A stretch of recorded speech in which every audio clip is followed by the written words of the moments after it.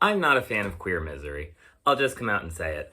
I have a very good friend who did a very popular video essay on here about how he really does care for queer misery. I don't like him. He feels very validated by stories of queer misery. He called me out by name in that. I will not call him out by name in this.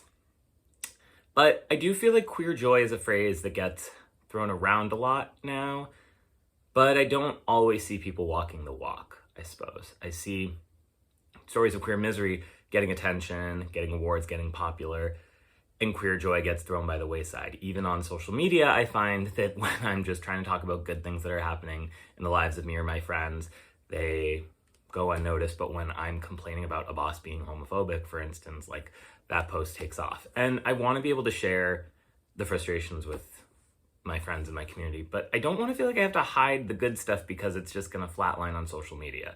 So I guess I'd like to talk about queer media and queer misery success in my own show where I feel like queer joy has prevailed, and then just society writ large and how we've gotten to this point of misery triumphing.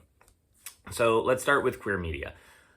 I guess when I think of films that have broken out, like Brokeback Mountain, which is a long ago reference, but they're often stories of misery. I think Heated Rivalry, more recently, is not a story of misery. I wouldn't call it a story of joy either. I would say it's a romance, and I love that season 1 had a happy ending. I very much was not expecting that, to be honest. That was a pleasant surprise. But it's angsty, it's a drama, the leads are obviously terrifically talented. I think it's a good closer step towards joy, for sure. Love Simon, I think, was definitely, he was a pretty miserable lead the whole time, going through a lot of stuff. And then Love Victor, I think, tried to be more positive, but my friend who did the queer misery essay talked about how that was something he didn't care for, was like how schmaltzy it was. And then when I just think of like what it gets awards at film festivals and stuff, not all things you'd know the name of. And I don't really want to name names of any films because I don't want to cast aspersions on them and say they're not great films. It's just like I don't see queer comedies getting attention much. Now, Jordan Firstman's this year may be breaking that trend. It did get a big sale. Okay, so when we look at my own show, so I have a comedy series called Open to It. I need your help coming out. I thought your Shakira-themed 9th birthday party took care of that. It's about a couple exploring an open relationship, and it's like silly and spicy, and there are drag queens in it. And my guiding principle has always been queer joy, because every portrayal I saw of open relationships and poly life before that was very heavy and downtrodden, and that just wasn't the type of show I personally wanted to make. But I got a lot of pushback in season 1, especially of people saying, oh, this couple needs to learn lessons, they need to suffer. I think especially gays of a certain age, it seemed like, felt like to be able to be open and, you know, have multiple partners was a bad thing, and that like they couldn't get away with that. I pushed past that because I was trying to do something different and was like, hey, when you're doing something a little different, maybe that's just how it goes. And then comes season 2, suddenly everyone's like, I love how joyful it is. I love how upbeat it is. I love how, like, you know, it can be silly and fun and there are no dark consequences. And I'm like, I'm making the same show I always was, but maybe something in the mood has swung and people are ready for stories of queer joy now.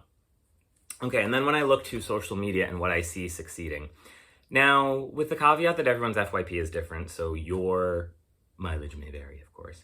What I see often on X, on YouTube, on TikTok, are stories of people talking about a family member being tough on them or just generally not feeling accepted. And then what I was seeing on TikTok for a long time was people using stills to say like being queer is awful and I hate my existence, which is obviously very hard to see.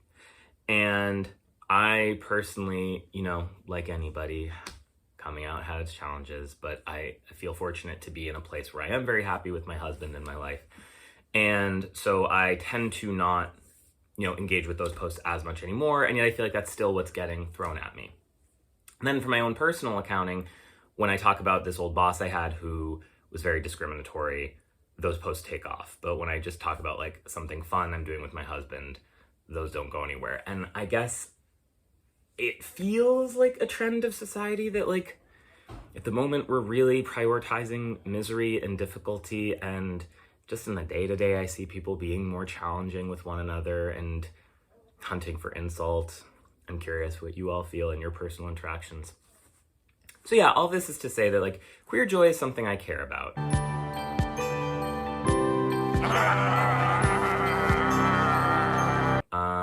And I like seeing it in media. There's always reasons why things don't succeed, like the movie Bros not quite succeeding. There's a lot more to that story. Some would cite Billy Eichner's like public behavior, of course, as reasons why the movie didn't succeed or that it wasn't marketed right. Some people say it was too queer, some people say it was not queer enough. It's not all about joy with every particular project. RuPaul's Drag Race is very joyous and that show's successful. Stop That Train just came out, so we'll see if it does well, but I know there are certain things holding it back like AI. So maybe it's not just about joy versus misery. Maybe there's always more of a story there. But in what I do, I love prioritizing joy.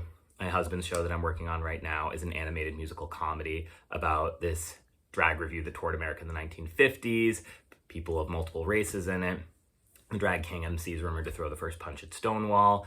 This is all based on a true story of the Jewel Box Review. So I love those types of stories. He loves those types of stories. I love that we get to work on them together.